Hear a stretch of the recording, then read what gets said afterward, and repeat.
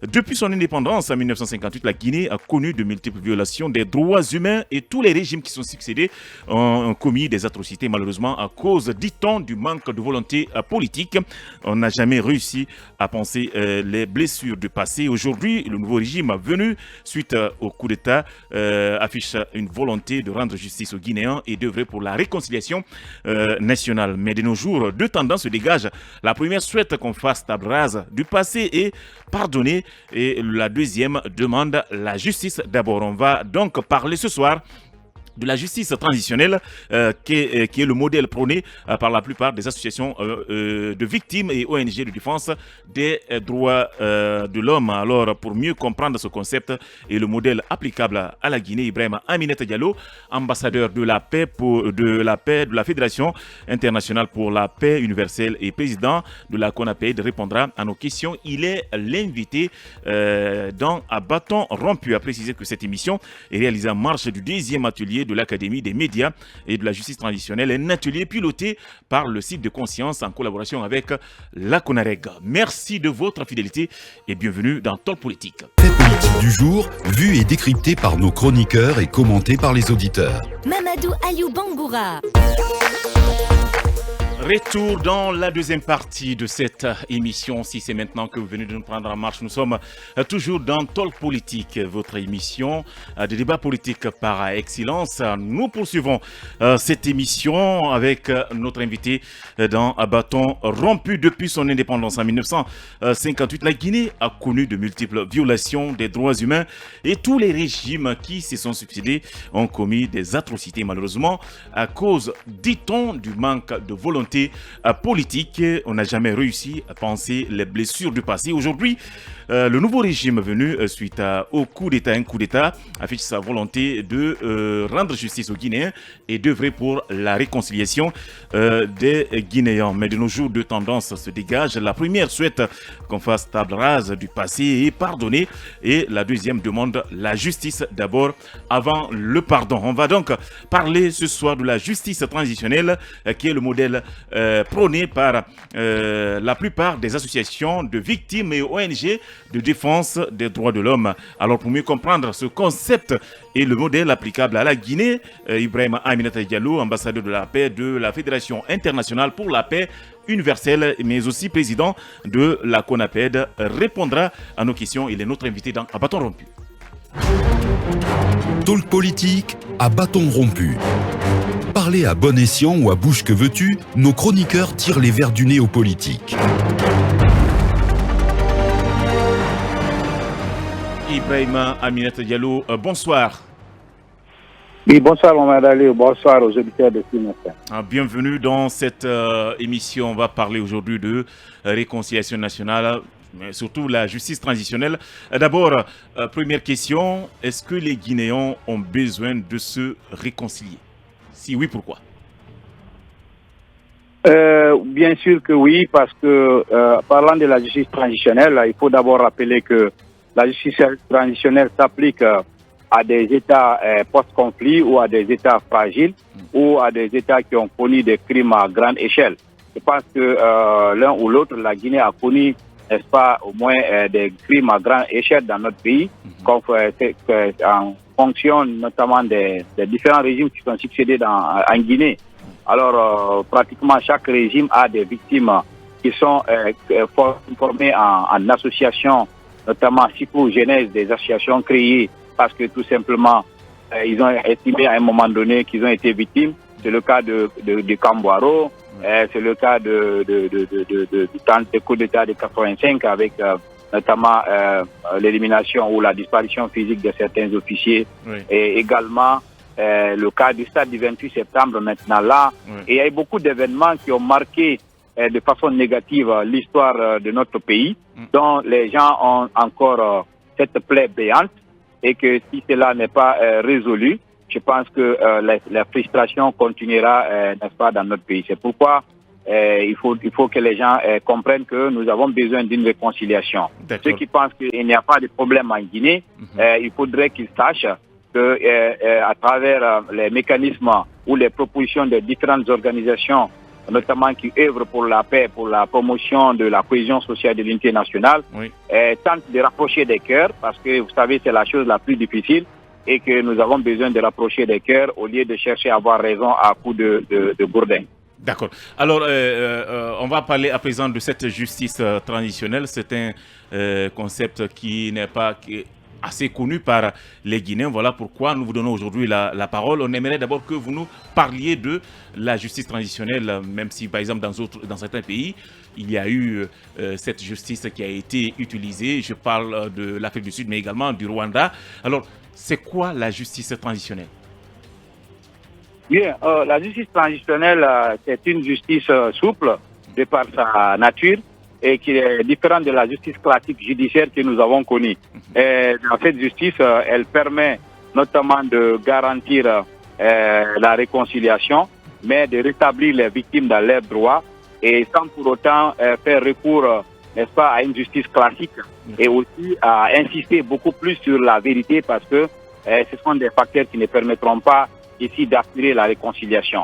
Mais les pays qui ont connu la justice transitionnelle, vous le savez, vous venez de le dire, le cas du Rwanda, le cas de l'Afrique du Sud, et vous savez que aujourd'hui ce sont des pays, notamment le Rwanda est un modèle aujourd'hui de l'Afrique.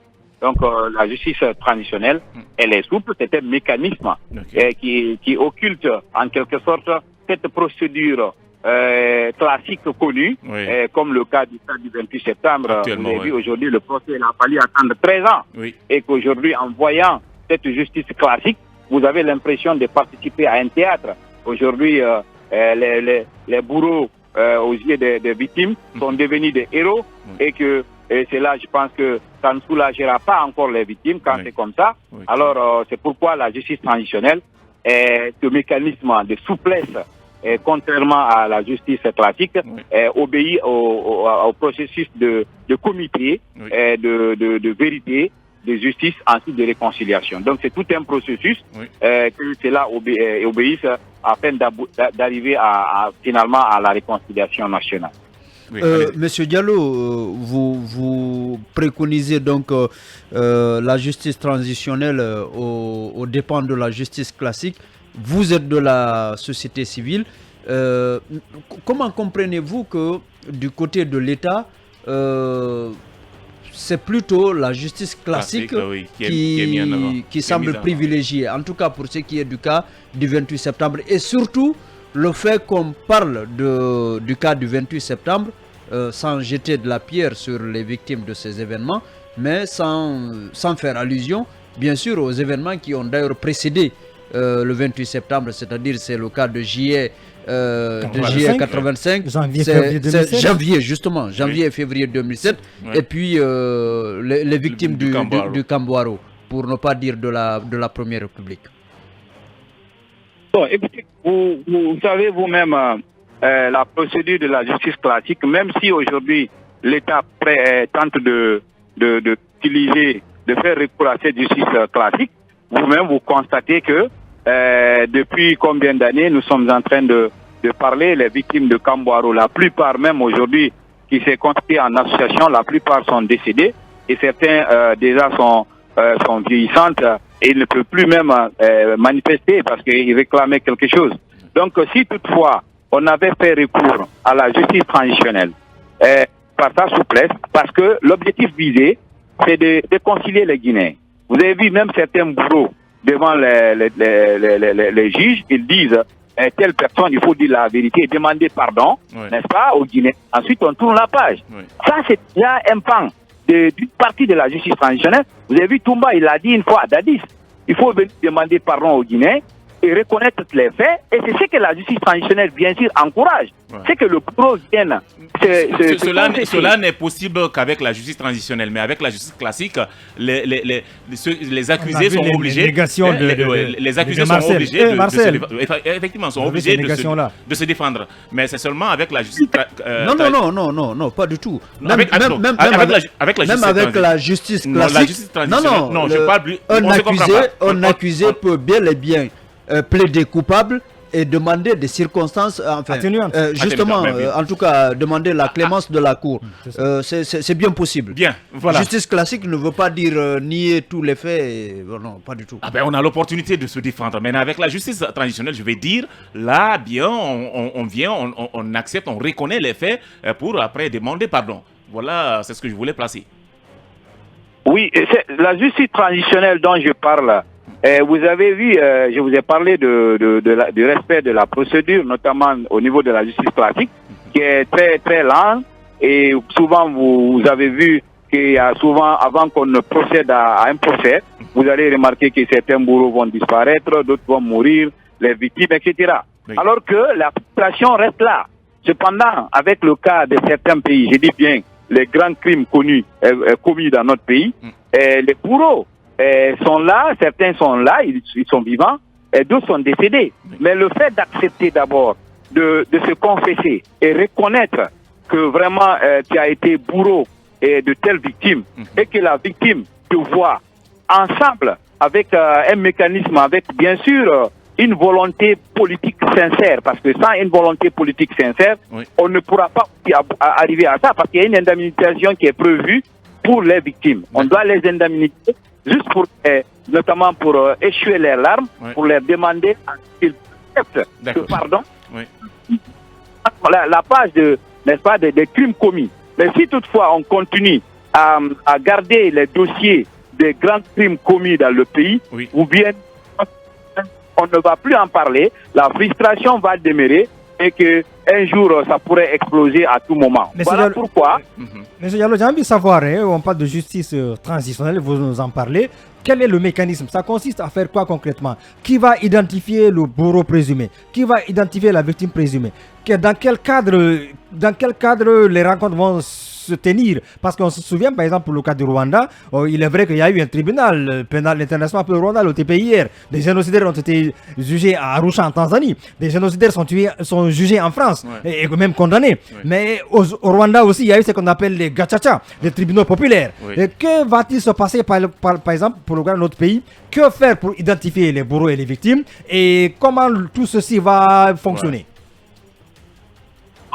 C'est ce que je vous ai dit. J'ai dit que c'est un processus. La première des choses, c'est de mettre en place un comité. Composé de qui et de qui? Oui, vérité, justice, réconciliation, oui. Des personnalités qui ont une probité morale irréprochable ou acceptable, plus les organisations qui ont déjà fait beaucoup d'ateliers, n'est-ce pas? Parce qu'il faudrait qu'il y ait une sensibilisation à ce niveau et travailler avec des spécialistes en la matière, afin que ce comité qui sera mis en place puisse être outillé, n'est-ce pas, pour aboutir, n'est-ce pas, à un comité consensuel et qui a aussi notamment qui pourrait avoir cette volonté, n'est-ce pas, d'accompagner pour qu'il y ait vérité. Parce qu'on ne peut pas sauter, on ne peut pas dire seulement comité, après on dit justice et après on dit réconciliation. Donc ce comité aura un rôle important. Il va travailler pour rétablir, pour rencontrer les bourreaux, pour les identifier, afin de les amener à accepter de reconnaître, n'est-ce pas, reconnaître leur forfaiture. Donc la vérité va jaillir là, donc on va dire comité, donc la vérité est déjà là, et que ce comité va maintenant travailler avec des spécialistes dans ce domaine, et que la justice classique va être écartée, il n'y aura pas d'avocat, mais que le bourreau sera là, et que le bourreau pourrait être accompagné. Il y aura même une prise en charge psychosociale permettant au bourreau de ne pas encore se voir ridiculisé et que la victime ne se sente pas aussi offusquée parce que tout simplement il pense qu'il n'est pas rétabli dans ses droits. Mais Diallo, une autre question si vous permettez. Est-ce que ce principe de justice traditionnelle n'est pas un peu aléatoire, puisque si un bourreau présumé refuse de se présenter, on n'a aucun bourreau sous la main. Est-ce que ça ne peut pas fragiliser les efforts dans le cadre de justice traditionnelle? Bon, écoutez, vous savez, faire des préjugés de ce genre, je pense qu'on ne pourrait pas aboutir. Il faudrait d'abord essayer le mécanisme. Il faudrait que le mécanisme soit essayé. Maintenant, si on n'aboutit pas, en ce moment, nous pourrions tirer les leçons. Mais tant que nous n'avons pas essayé, c'est comme si vous voulez, quand on vous dit par exemple, vous déclarez que vous savez nager, mais il faudrait qu'on vous mette à l'épreuve.